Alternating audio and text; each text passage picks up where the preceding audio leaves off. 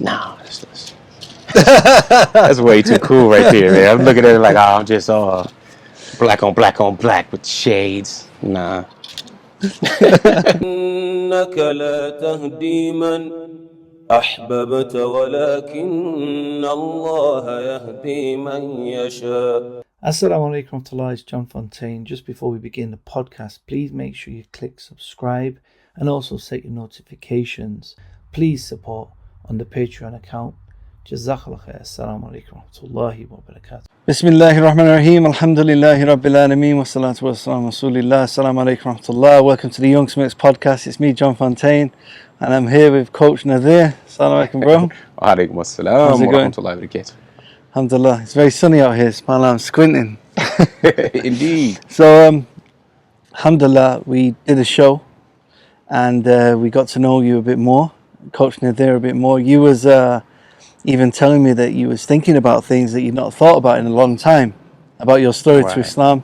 Right. You had some very important moments in your life, life-changing events, I would say, that not everyone usually goes through such, traumatic experiences in some level.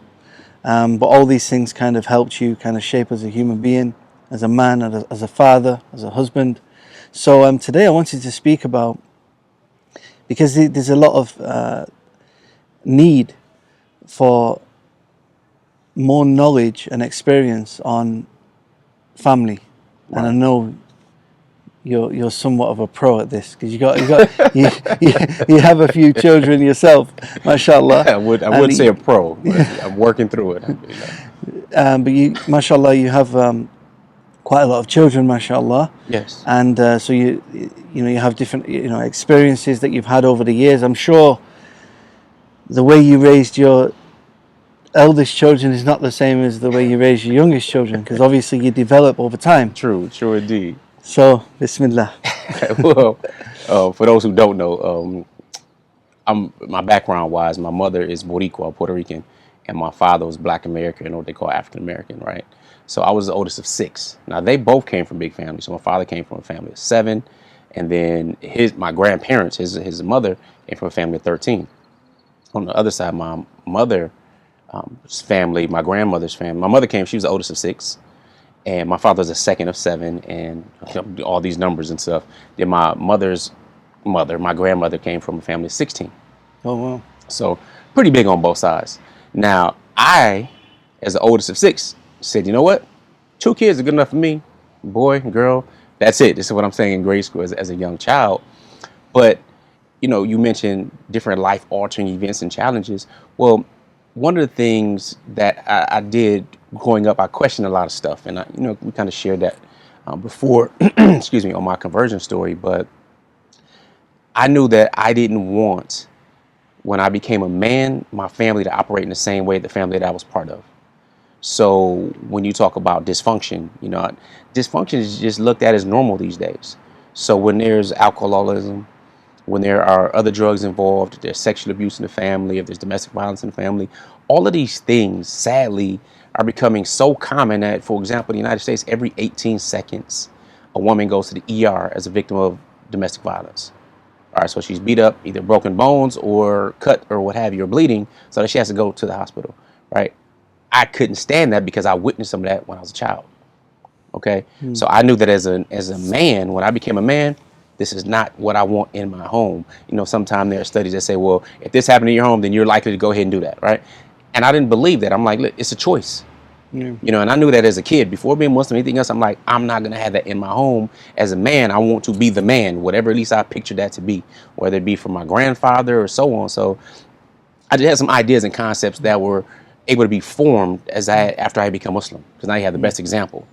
Obviously, this is something now you have to, it's not something that you grew up with necessarily, it's something you've learned and studied. Right. So how did Islam play a part in that? And compared to non-Islamic knowledge on the subject, how does it compare? Well, here's the deal. After I've met my initial wife, Coach Fatima, when I was a freshman in high school, I was 14 years old. So I've known her more than half my life. Alhamdulillah, right? I saw when I saw her, I just knew that was gonna be my wife. And I told her this later on. I didn't like, come on, you gonna be my wife. I was not desperate. I didn't have game, none of that stuff, right? But I said, I'm gonna marry her, and I told my father that. And anyway, so 5 years later we got married. It was bumpy road, but it is what it is. That's life, right? Now, once I become Muslim during that time, back in 95-ish, 94, 95-ish, I said, okay, I see what my family is. I see all these different things I've experienced, the tragedy, the triumph. Where Islam came is like, okay, here's this person, Muhammad, alayhi salatu wasalam. Here's this person, and here's this Quran. All of this stuff was new to me. So now I have the opportunity to start as a clean slate. So I had to understand the difference between relatives and family, because my relatives give me a lot of pressure. Oh, you're Muslim, this is a phase, that's ridiculous. How can you go against your parents? You were raised as a Christian, what are you doing? That stuff is out there, all of that stuff. And then, it affected me emotionally, but I have to be my own man. And I was going to be my own man. So when I came across the story of Prophet Nuh, alayhi salam, and we know the story of the flood and all this type of thing, the part that really impacted me the most is when he had cried out to Allah Ta'ala about the promise that he would save his family. And Prophet Nuh alayhi salam saw his son drown in front of him. Right? His son rejected the da'wah and everything for all these years. And Allah Ta'ala just simply reminded him, he's not from your family. He's not from your family. And then as you study, of course, more, you begin to see all these family dynamics in the Quran. You see Prophet Ibrahim alayhi salam and the situation with either some say his uncle or his father. Right? You see the situation with Prophet Yaqub and Yusuf, and then his sibling rivalry with his brothers and everything. So you see these different challenges and how Allah Ta'ala talks about it. And of course, Allah Ta'ala says, إِنَّمَا مُؤْمِنُونَ إِخْوَةٌ.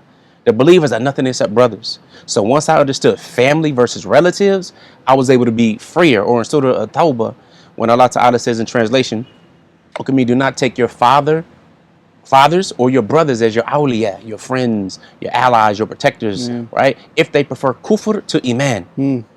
So it began to change me like, hold on, this is not your family. You're related to them. Yes, they have rights over you, absolutely.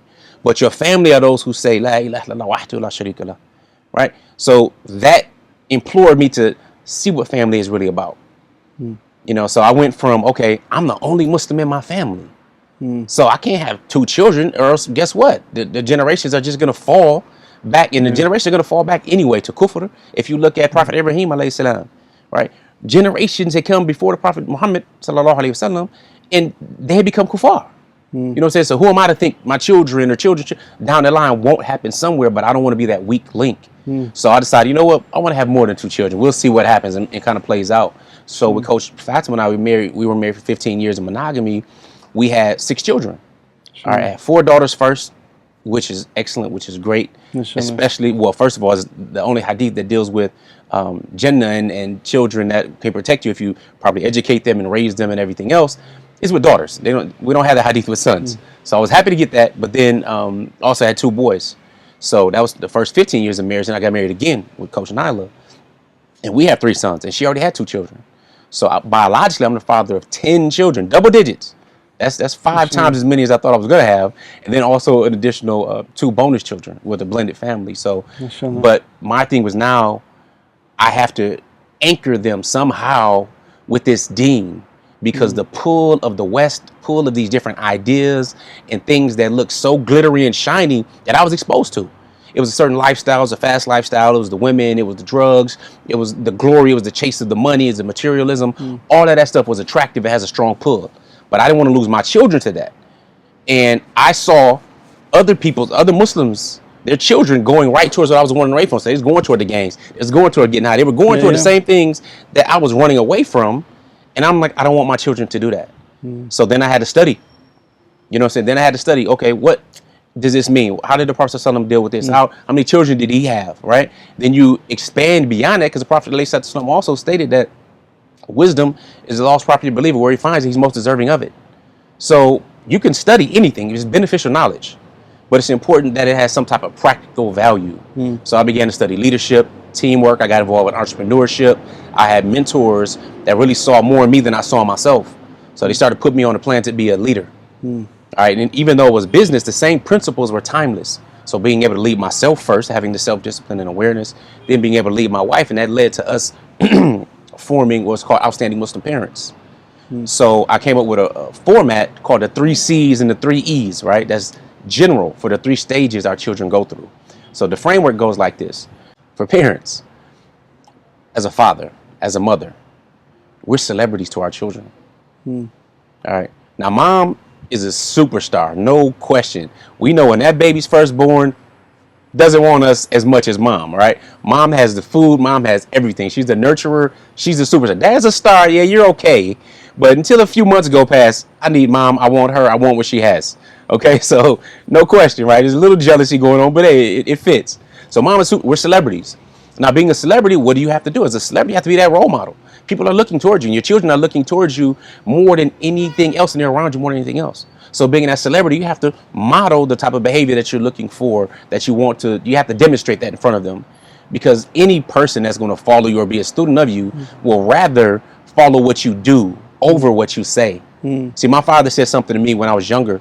Both my parents smoked until my father died, rahimahullah, and my mother still smokes. All right. So I'm seeing the cigarettes, and they got married. They got married when they were 21, but they gave birth to me when they were both 16. So they were teenagers. Now, I tried to smoke when I was 5 years old. Why? Because I saw the cigarettes in an ashtray, and I picked it up and tried to smoke, and I choked really bad. Now, my father caught me, and he said, you know what? Don't do what I do what I say. I found that to be very hypocritical. You know, so I don't like the idea of saying do what I do, not what I say. You know what I'm saying? I mean, you know, do what I say, not what I do, because it doesn't make any sense to me. That's like a hypocrite. Why don't you do what what you say? So I didn't want to be that type of father. I want to be the father that I'm not going to drink a beer and tell my son don't drink a beer. Islam doesn't do that. Islam is like, listen, the children can do whatever they want to do right now, and then at a certain age they're accountable. But it's reversed in the West. It's like, okay, you can do whatever you want to do when you're grown, but as a child, no, you have all these restrictions. So you can't drink this, you can't eat. You know, it's backwards. So I didn't want to have that lifestyle. So I began to study more about family, different relationships, and so on, and decided, you know what, let's have a bigger family. So the format, number one, is celebrity. The second one is the confidant. This is where it becomes tricky. Because as a confidant, you want to be approachable enough so your children can come to you and ask you questions. You know, just back to that first point, it's a very, very good way of looking at it. When you think about that concept, that you are a celebrity for your children, you realize the value, you know, the importance of always being on point. You know, like you said, you know, they're gonna imitate you, they're gonna copy you. And that's what people do with celebrities. Do it all the time. They do it. Athletes that do it. Now, here's the thing, though. The first stage is kind of the 1 through 7 year old stage. Then there's the 8 to preteen, and then there's the teenagers and young adults. Now, your influence can become smaller as their other circle, their sphere of influence increases. So cousins, uncles, friends, schoolmates, strangers, television, all of those things that start coming into their life. So initially, you are that superstar, right? And they're going to imitate you. I remember a sister had asked my wife, she was like, why do you make your daughters wear this scarf, this khimar, this hijab? They're only 5 years old. My wife just looked at her. She said, I don't make them wear anything. They want to be like their mother. So they go and they play with the scarves and they do that kind of stuff. And then what I would do was what I learned from Imam Siraj al-Hajj, you know, Hafidhullah. He said, you know, we need to celebrate our daughters. So and he said, you know, how he speaks so, you know, passionately. He said, you know, oh, Fatima, you look so beautiful and everything. You know, so I'm like telling my daughters, oh, you look so beautiful. They're imitating their mother. So they go out, they have their style, and they've worn it since before puberty. It's just a part of life. They're imitating that celebrity. You know what I'm saying? So it's very, very important in understanding that. Number two is that confidant, though. We also have to help our children read between the lines.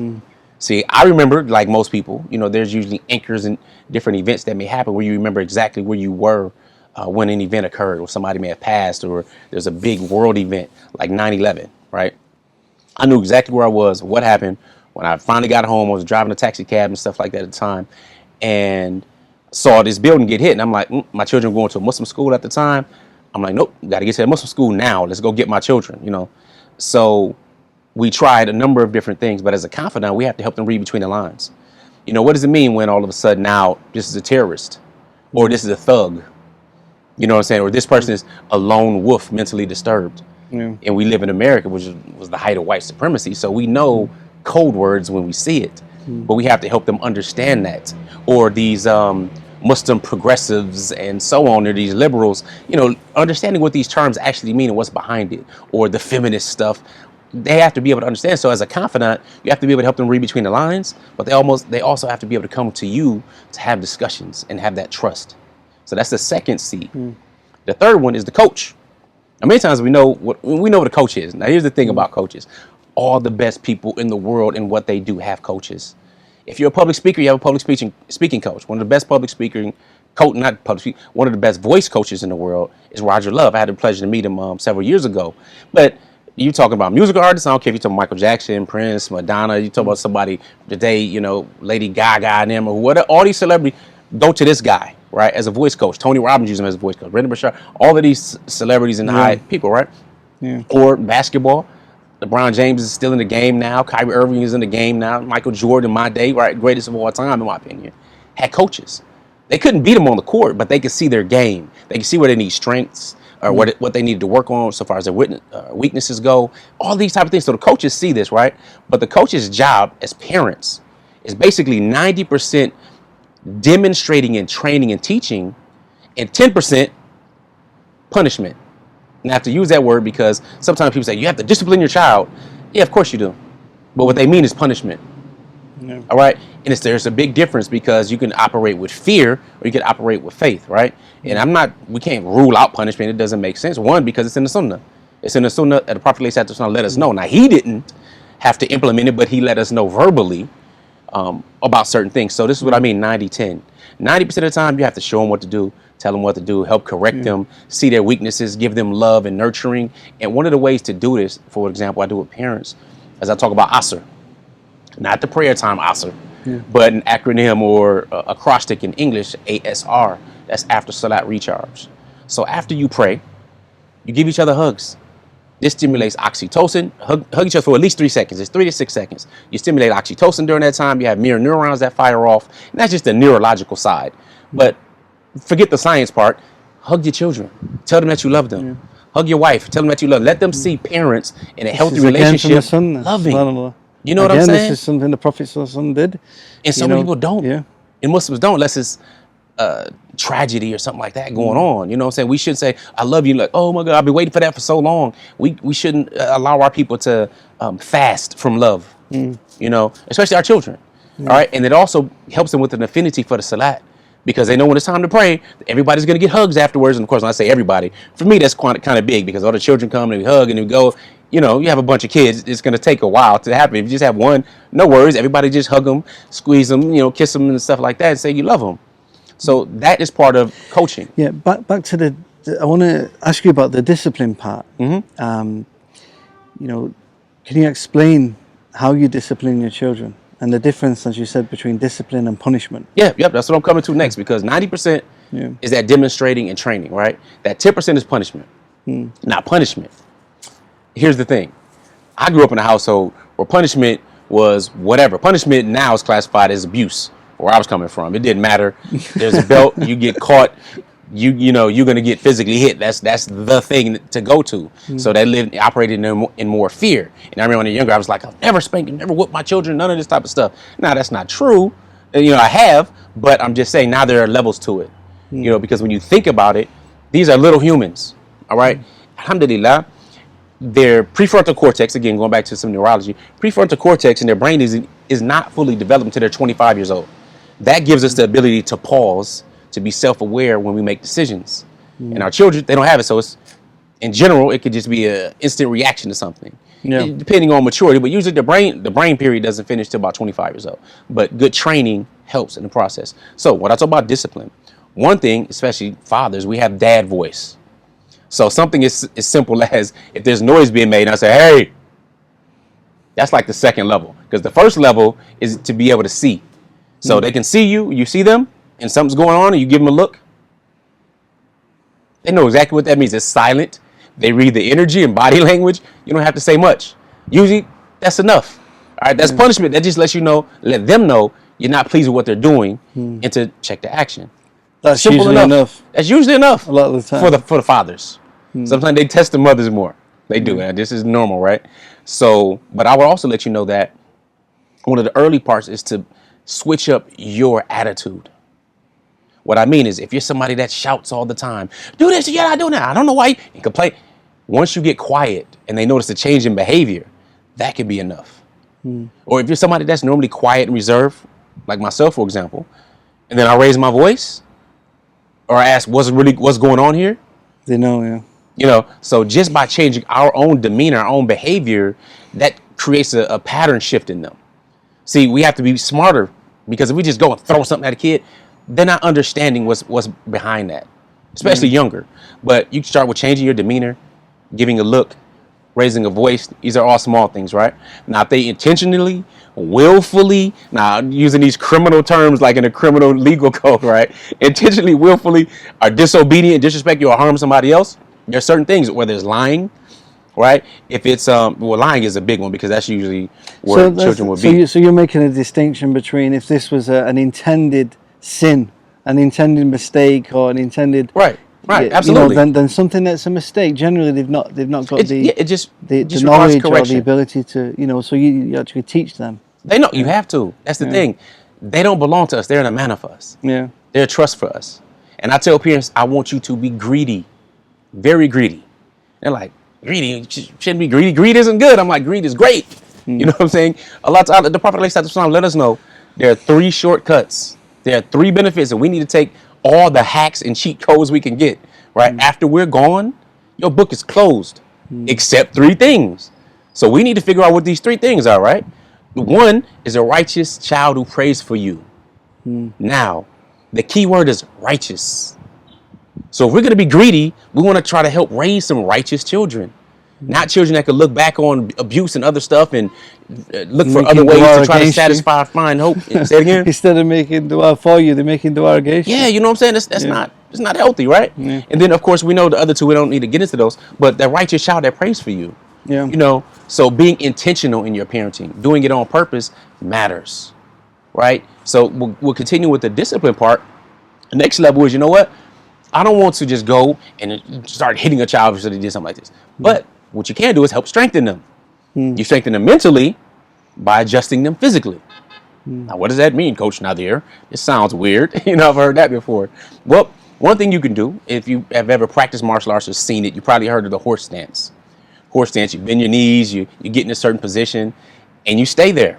It helps build your adductors and your quads, and really helps a lot with your confidence, because you also recognize after about 30 to 45 seconds, the lactic acid kicks in, it begins to burn a little bit, it starts to hurt, right?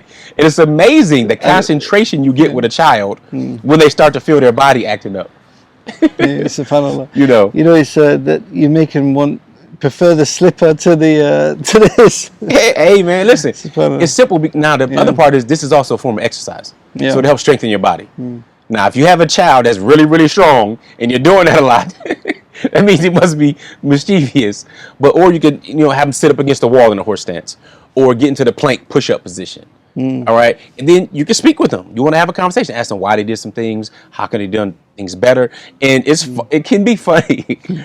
It can be funny. I'll give you an example. I had two of my daughters. I don't recall what they got in trouble for, but my wife and I sitting on the couch, they're in trouble, and they had to hold their arms out. And it's nothing. You just hold your arms out. See, this is nothing in general. But once you do this for a minute and a half, it starts getting heavy. And if you're holding something, it gets even heavier. So we had to hold some books. So they're holding books, and they were fighting and arguing after we told them several times not to, and they were just going at it, right? There was no need for them to do so. So my wife and I, we were like, okay, hold it. And what was the problem, this and that, and they're explaining as they're holding, the arms are getting heavy, and they're crying and stuff because they got caught and everything. They're like 5 years old, and maybe 7 and 5, something like that, right? So then we had them put it up over their heads because you want to change positions, right?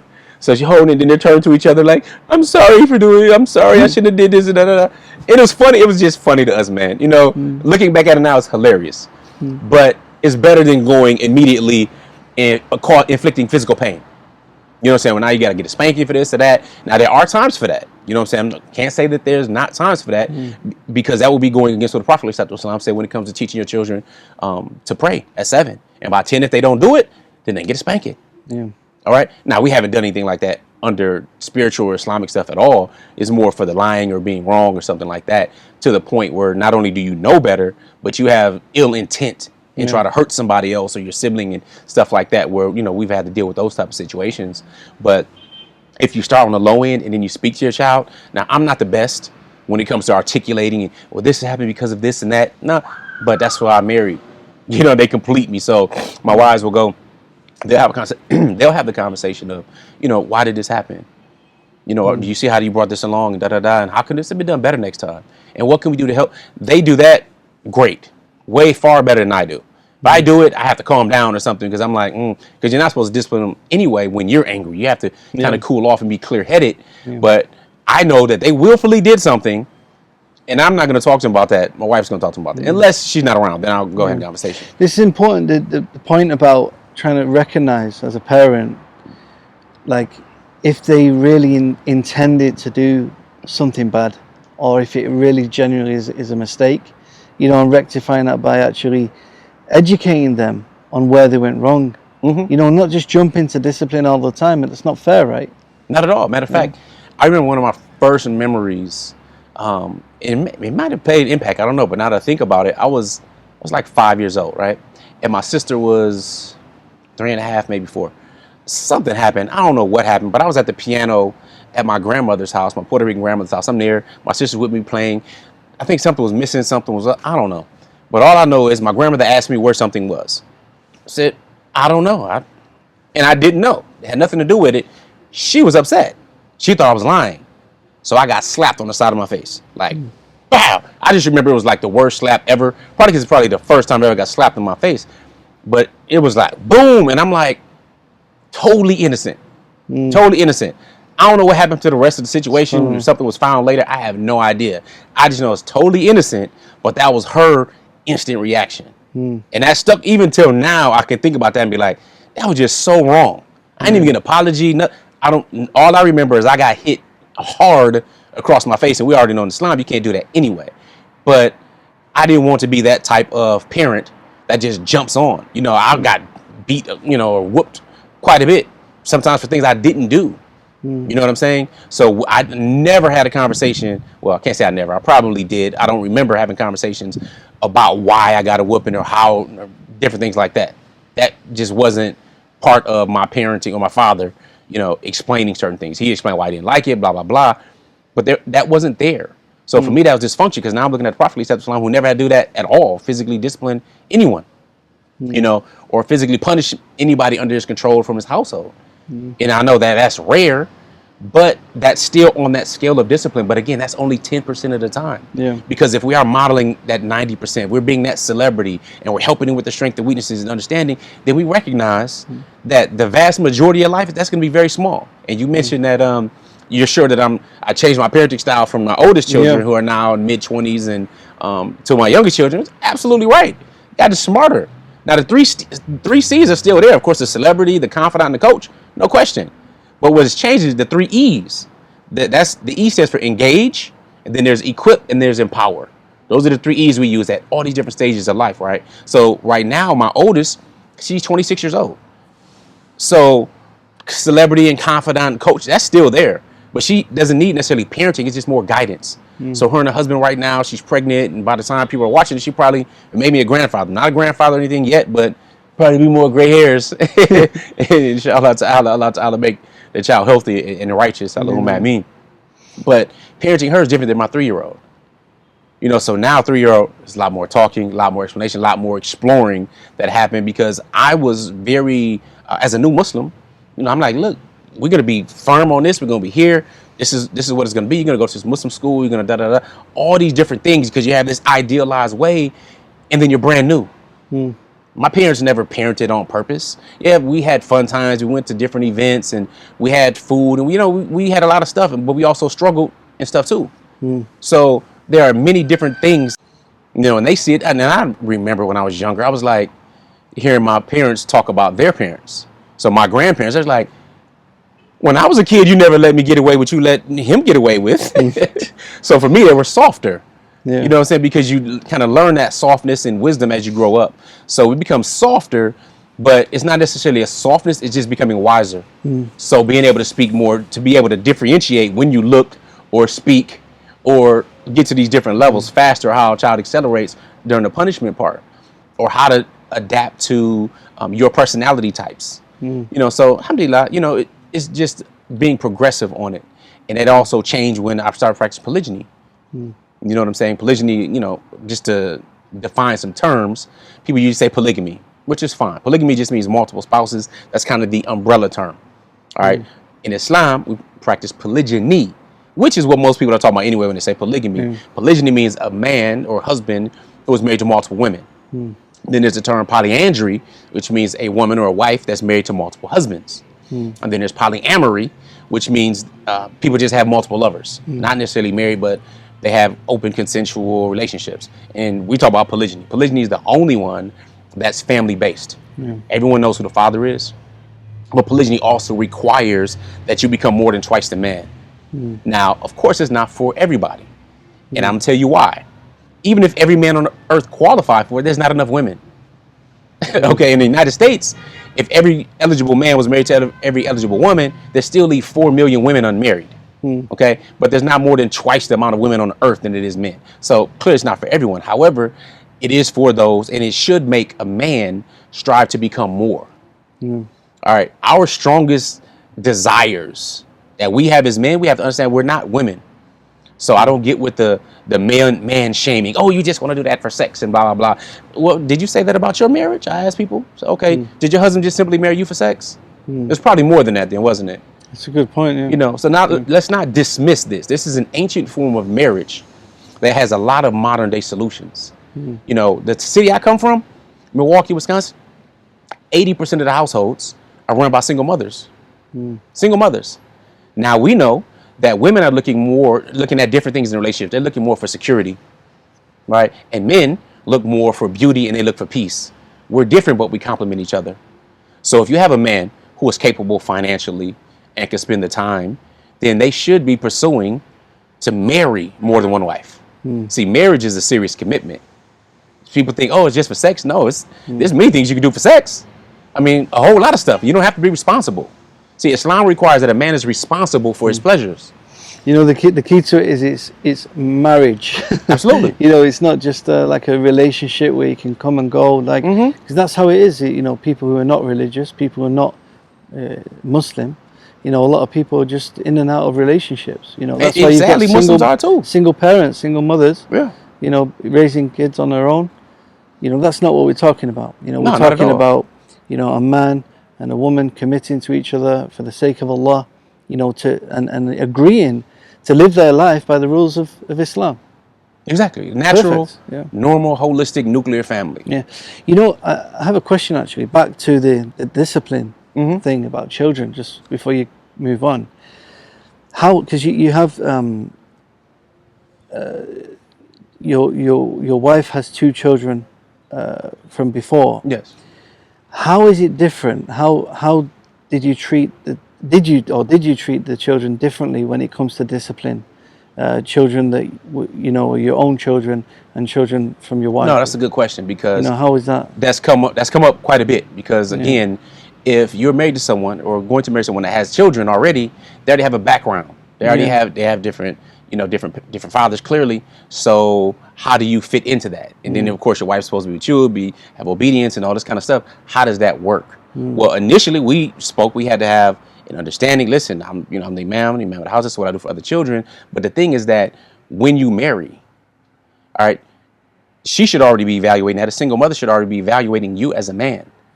So little did I know, she was already evaluating me as a father, as a man, different things I was doing before having her Wali even reach out to me. Okay, or her Wakil even reach out to me. But for me, seeing what I was already doing, I didn't want them to feel different. You know, people say stepchildren, right? And I feel like I'm treated like a stepchild. That's an insult. So we don't use the term stepchild. We say bonus child. It's a bonus child. We already had these children. Now the fathers may choose to be around or not choose to be around and co-parent, but me as the imam of the family, I have to look at the best example. When the Prophet ﷺ had stepchildren in his home, Khadija already had some children. Yeah.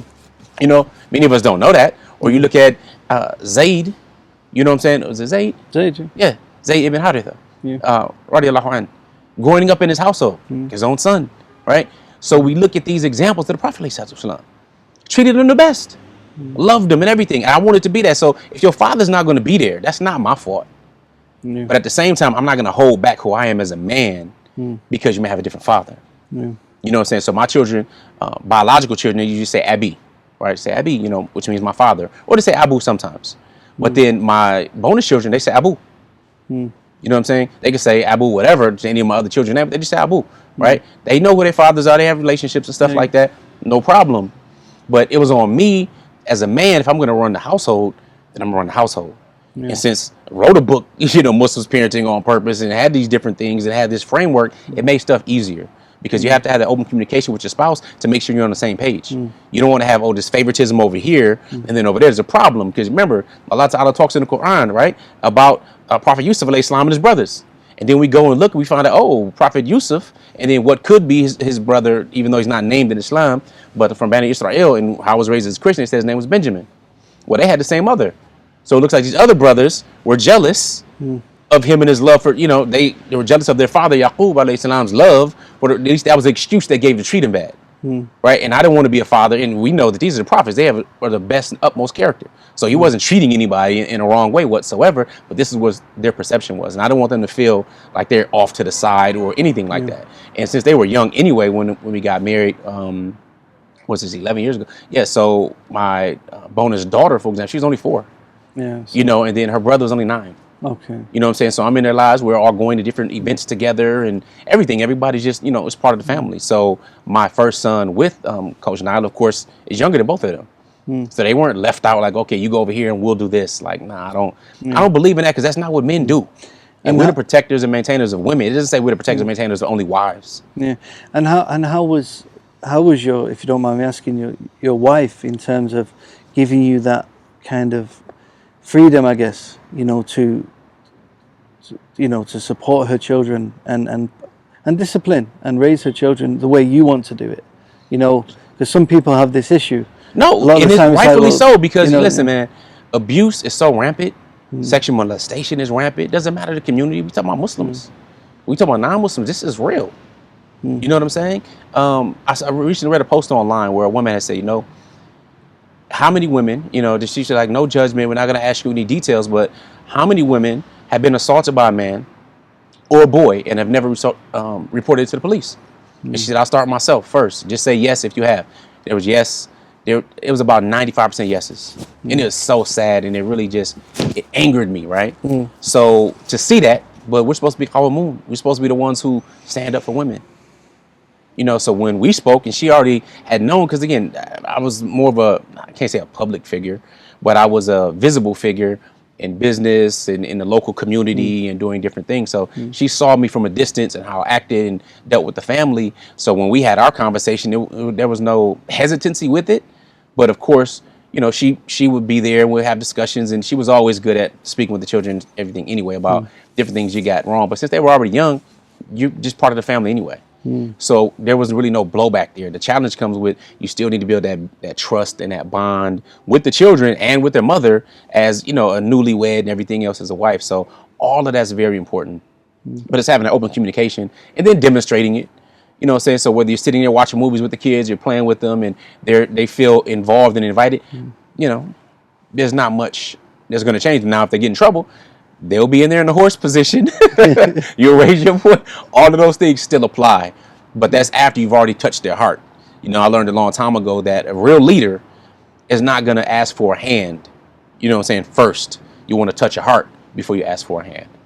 So I had to do that and demonstrate my love for them and build some trust. And it didn't, it doesn't take long. It just takes you being intentional with it. So we have to understand everybody has feelings and emotions and everything. The challenge is they may be wrong in their emotions and their feelings. Our feeling, they're two different things. A lot of times we confuse emotions with feelings. Emotion is just a hormonal thing that we have. We have a feeling, we have a thought, and I said the word feeling, but we have this change that happens, this chain reaction in us. Neurologically, boom, it's there. There's a something. But the feeling is actually the meaning that we assign to something. So if I'm fearful, let's say I'm talking with John Fontaine, I know you have a large audience, a lot of people, right? I can feel nervous. I get butterflies in my stomach or something, or get ready to go talk to people. I'm in front of a camera. People are scared of public speaking, right? And that's just fear. That's normal. Now, the feeling, though, I can either say, oh, man, I'm scared, nervous, and I'm going to mess up and talk to myself like that and have that. Or I can say, you know what? That means it's time to really help people. Time to shine. This is the time. That means I'm being genuine and I'm open and, just being transparent. So the meaning that I associate with that emotion, fear, is up to me. That's a very powerful thing. You know what I'm saying? So that matters. So let's get back to the 3 E's. So you've done the 3 C's. You engage, equip, and empower. So you engage. How you feeling? What's your day? Giving, just different assignments and loving him and stuff. So you got to engage them in communication. You have to engage them by evaluating what they're doing and seeing and what are their likes, encouraging the things. Oh, you like to draw buildings, or you like to speak, or you like to do different art, what have you. Cool. You encourage that, right? You engage them. You have to equip them. Again, as a protector and a provider. It's not just dealing with finances, right? You have to provide them with the tools necessary to win in life. So you have to teach them the deen. You have to teach them the companions. You have to teach them how we got to the place that we are now. You have to teach them how to be proud. You have to teach them to cover the aura, right? See, one of the challenging things too about blended families is that my bonus son, he's in his 20s. When he was younger and he became of age, now I have children over here biologically with Coach Fatima. Now he's not biologically my son. So they're not mahrams. You know what I'm saying? So with him, there's certain times he couldn't come in the house because they're not covered properly, which they would have to be covered properly because now we have to abide by all the rules of being a mahram and a non-mahram. The same thing with my bonus daughter. As they became of age, my bonus daughter and then my sons, they were around the same age. Nope, she has to be covered every time. You know what I'm saying? So that's a unique challenge when it comes to blended families. Like my youngest son with Coach Fatima, he's still young. So he could be around and stuff like that, and she's not covered. But in a few years, as he grows up, he's not gonna be able to hug her anymore. Yeah. You know what I'm saying? So there's the basic separation of things and different challenges that comes with blended families. You just have to be intentional with it. So you engage them, then you equip them. You equip them with the knowledge they need. Again, part of the confidant, reading between the lines. You equip them with a proper, schooling. And I believe education is different than schooling. I think Mark Twain said, never let schooling interfere with your education. So always learning and taking a love for learning. So whether that's watching YouTube University, watching different shuyukh, if it's on different classes, learning different languages, always focusing on growing, because there's basically 6 qualities that we all want in our lives. And out of these 6 qualities, that helps develop the fulfillment and joy that you have in your life. Now, empowering means, listen, when you go out to the world, you're equipped, you're good. Now, empowering means, listen, you have what it takes. I believe in you more than you believe in yourself. Sometimes we all need that because we feel that we're lacking. That could be your self-esteem. That could be feeling with beauty with women in general. It's men that, I don't have a job. I'm broke. What am I really worth? Getting married, all these different things. But when you're equipped and everything else, you have to go and you also have to let them fail. You have to let them fail. If they need to fail at something, that's cool. That doesn't make you a failure. That means if you got the lesson from it, that's much more important. Sometimes losing is far better than winning because it motivates you. It forces you to ask questions of yourself, forces you to go back and see what didn't work and what can work and what the differences are. When you win all the time, it may feel great in the moment, but if you don't understand the significance of struggle and how that plays in your success in life, then you're going to just live a regular life. In a regular life, that's where people just have pools of mediocrity. And they're okay at mediocrity. We're not sent here for this very short time to be mediocre, be average. I say all the time. I read this quote and it said, average is nothing but the bottom of the top. And it's the top of the bottom. Who said it's okay to be average? That's why we want you to be outstanding. So whether it's outstandingpersonalrelationships.com or outstandingmuslimparents.com, we want you to be outstanding. So at least if you're striving for outstanding and you miss it, you might end up at excellent. But if you're just shooting for good, you're going to end up with poor.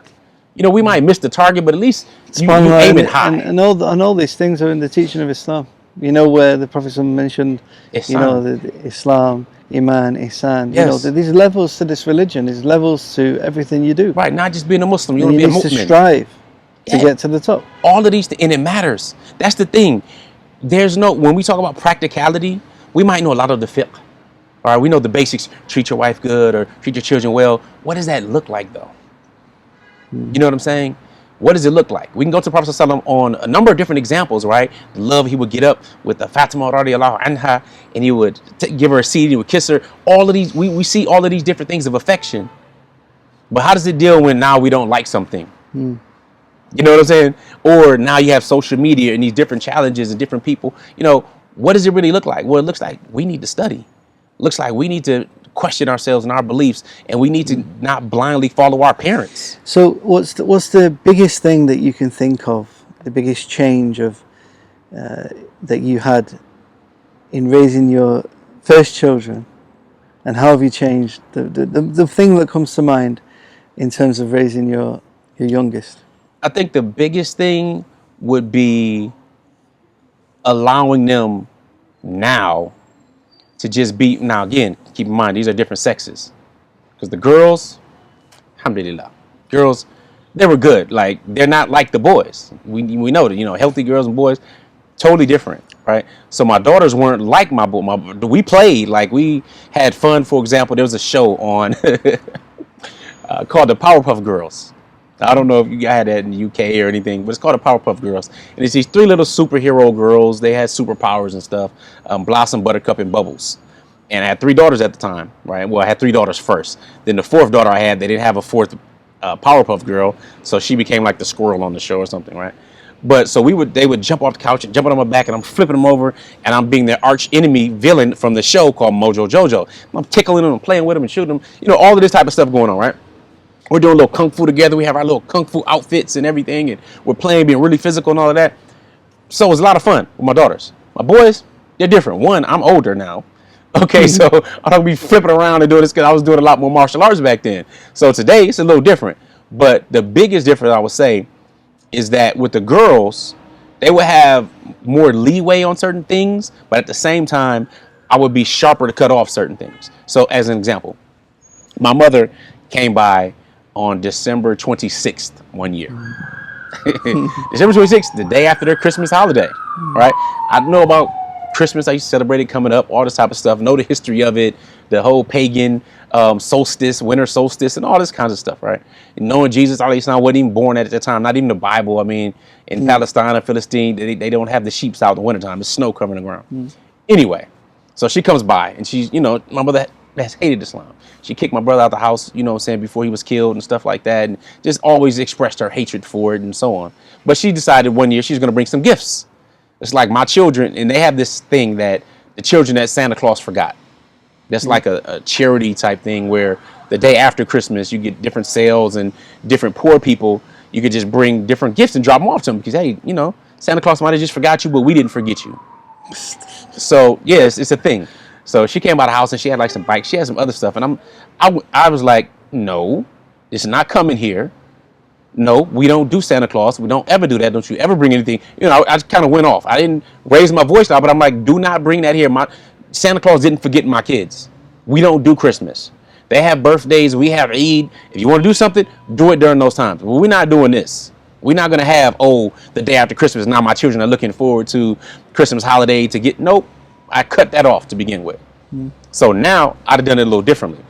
I'd have took something, I wouldn't have allowed it in the house, and maybe they would have got it during Eid or something else, or they'd have got the gift. But I was just like, get it out of here.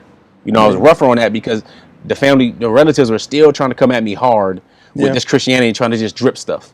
So I just cut the snake head off every single time, and I didn't do it in the best fashion. You know what I'm saying? So now I can be wiser with doing it and explaining it to the kids. I didn't explain it to them back then. So now I explain more, or have my wives, they explain more versus how I did it before. I just cut it off. I was upset. I went on to something else. You know what I'm saying? So the biggest thing is I would have been wiser in my approach at that time. You know, the biggest thing, every year I get a call from, I know you don't celebrate Christmas, but you know it's coming. Come by and see the relatives and this and that. Then they want to try to take a picture in front of the Christmas tree. No, you're not going to get Nazir in front of a Christmas tree, and I'm not coming by during that time. And if any of my relatives cared enough to see me, they will come by our houses. They're always, you know, most of them are welcome. But we're not coming during your time. You know, and I have had some people come through during the But wouldn't you say that was more about you as a new Muslim? Being, you know, then more about parenting. Well, and new parent too, because I wanted to cut off anything that had any resemblance to kufr with my children. You know what I'm saying? So now if I'm going to talk about how I parent them specifically, I would say that it's probably the discipline part. Discipline part where looking at the progressive levels of discipline, it was a few years. Again, they're 5-6 years old. That was the discipline part. They weren't able to have enough freedom, more freedom in the small house we were in to play just a whole lot more and interrupt. You know what I'm saying? Where now the house is bigger, so they can go ahead and play, and the boys flip and do this, and I understand them doing that, so I'm more patient. So with them, I wasn't as patient. You know what I'm saying? But they still weren't flipping and doing all that kind of stuff. But that's really the only thing. It hasn't changed much, but it just got wiser. You know what I'm saying? In the approach and in the patience. You know. Well, I like the approach of especially the discipline approach. You know, it's because a lot of the time with Muslims, especially, it's just discipline is just the slipper. There's nothing else. There's no thought about why. Did you intend to do it? Did you not intend to do it? Just pass me the slipper. You know, and it's not going to help. Whereas, you know, more like you say, more purposeful parenting. You know, thinking about it more, and just educating them on where they've gone wrong. We want to raise empathetic human beings. You know, that doesn't mean there's not a place for aggression. It is. Men should be aggressive. We should know how to use aggression. We should understand violence is neutral and learn how to use it for our benefit. Otherwise, how else can you hunt? How else can you do strategy? That's one reason we love football and different sports, whether it's talking about American football or we talking about football, the real soccer. Football, yeah. You know what I'm saying? So we get excited, right? Because that helps our testosterone levels be normalized. And a healthy man has 10 times more testosterone than a healthy woman. So we need to know aggression, violence, archery, bow and arrow, horseback riding, how to do certain things. These are normal, natural. Woman is not going to understand that. We get excited about something. Quiet down, please. You know, it's different for them. You know, but understanding that and seeing it in children. I remember there was a study that was done on these parents, and the parents are trying to raise their children non-gender, right? And so they gave their daughters trucks. They had some trucks, and then they gave the boys dowels.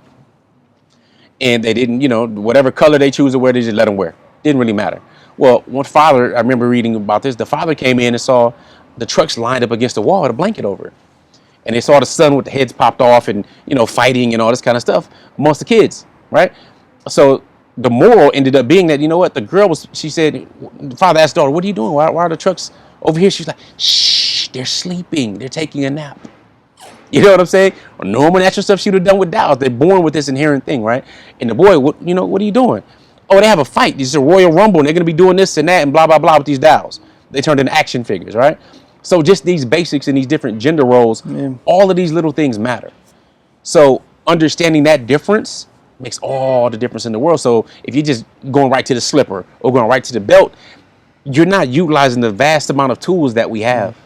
You know, and if we look at ourselves, we didn't prefer that. If you go to school and you just have a professor that yells at you all the time, you don't like that. You like the one who's more welcoming. You know, and then we think about lots of others talked about the Prophet ﷺ about the companions, saying if you was harsh-hearted toward them, you would have just chased them away. And I know that because my father was like that. It's like, okay, he may call, okay, am I in trouble? Did I do something? Versus being welcoming, you know, like my grandfather was. But I heard my grandfather was meaner when he was younger. So they would say a lot like, my aunts and uncles, you didn't do that when we were kids. It's because of that experience. You always find that the grandparents are more lenient on the grandchildren. Yeah. But it's because of that, like you say, you're now at the stage, you know, 26 years experience as a father. You know, you're about to become a grandfather, inshallah. And it's going to be the same. You know, if they compare, you know, their mother's upbringing to how you treat their grandchildren, it's because you've got that experience, you know, and more love, and you can do. So we need to learn this. You know, this is why the younger people, like the younger generation. I don't know if I come under that 35, but you know, we can learn from that experience. You know, 26 years experience as a father. You know, we can hopefully try to learn from that. Inshallah, you know, some principles are timeless. Yeah. And one thing we have to recognize is that our children born today, they're not for today's world. I mean, if we're looking at 2021 or 2022, they're actually made for 2047, 47 and 2052. For 25 and 30 years out, when they hit their mid-20s, that's the world they're made for. And if we look at how things have accelerated so fast with the microchip in the 70s, computers in the 80s, internet in the 90s, and now we're dealing with blockchain technology and everything else, the world is going to look vastly different in 20, 25 years than now. So it's those timeless principles that are Islamic principles that are that foundation in understanding the different stages they go through. So 1 through 7 is one thing, the 8 through preteen, then of course teenagers and young adults. Those 3 C's and 3 E's operate differently there. But what we found is that sometimes dysfunction in the family comes because the parents' relationship sucks. You know what I'm saying? So what happened is my wives and I formed outstanding personal relationships because I chose to practice polygyny. They don't practice polygyny. Again, it's a man having multiple wives. So I'm loyal to 2 women, and it can be loyal up to 4 women at one time, according to Islam.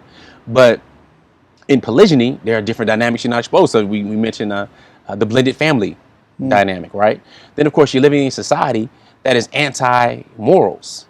So what's normalized is homosexuality or transgender stuff and all of this type of thing. But when you're talking about a moral form of marriage, there's a man being loyal to these women, providing for them, taking care of them, raising a family, raising these children, that gets ostracized. And it's really sad. It's backwards, isn't it? That it happens mainly for Muslims, because non-Muslims recognize it.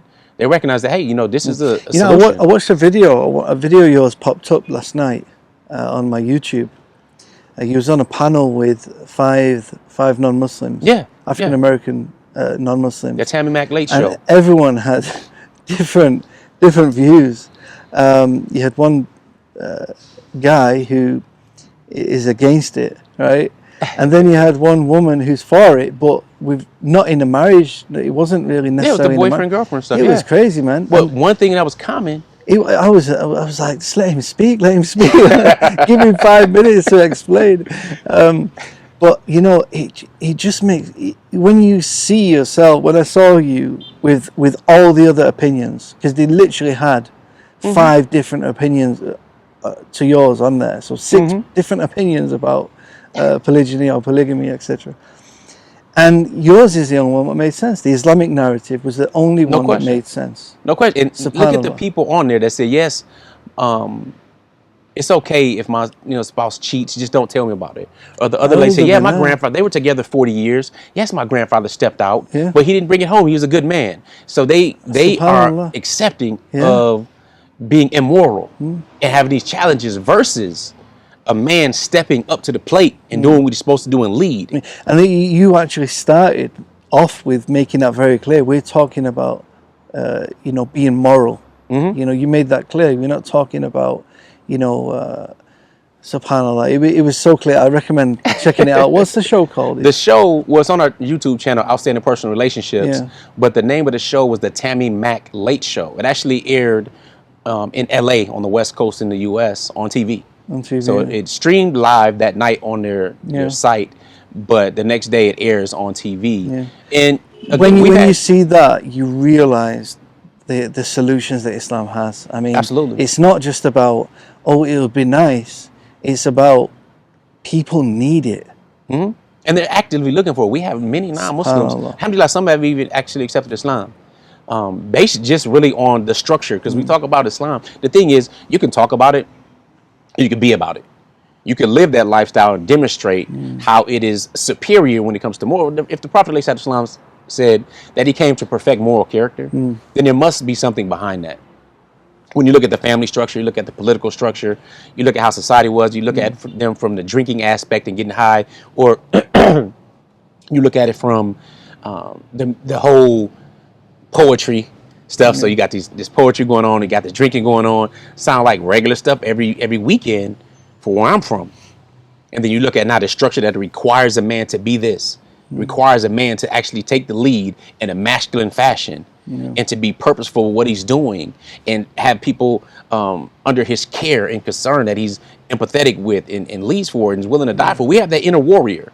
But if your inner warrior is not being nurtured, then what are you becoming?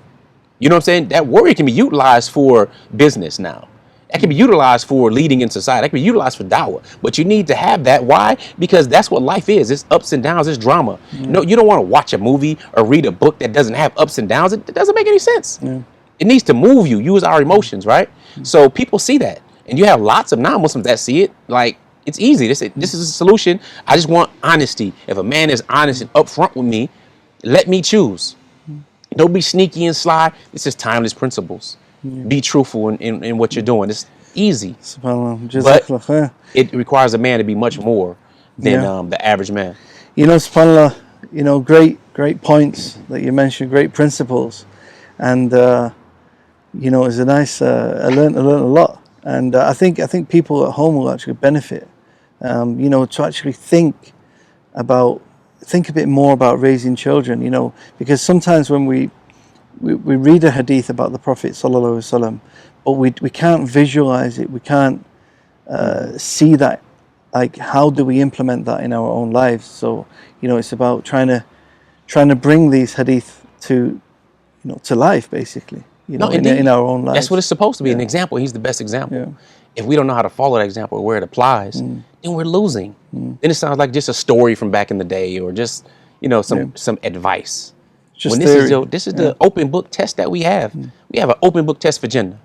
So if we fail it, it is only our fault. You know what I'm saying? I don't get that piece, because I want to be greedy, get as many blessings as I can. So who knows? Only Allah knows when we're going to pass. But if we're putting out something that could benefit people, like right now in this digital form, that may last 20, 30, 100 years for great-grandchildren and great-great-grandchildren I'll never meet until Yom Qiyamah, and it benefits me, alhamdulillah, I'll be grateful now for that opportunity. We have stuff that, if you look at the 4 famous imams or the Sahaba, they're still getting barakah to this day for well over, a millennia now. So it's important that we be proactive in what we're doing.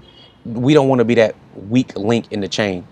I don't want to be that. So whether it's dealing with polygyny or raising our children, this is the foundation for society. If your family is weak, and governments and oppressors know that if your family is weak and distracted and chasing this stuff, it's over. I think it was Imam Jawzi, rahimahullah, who said, listen, Shaitan said 3 things to the human being. He said, listen, I'm old and you're new. I mean, he knows all of our vices. We're new, right? He says, I have one mission. You're distracted. You all over the place. And 3, I can see you and you can't see me.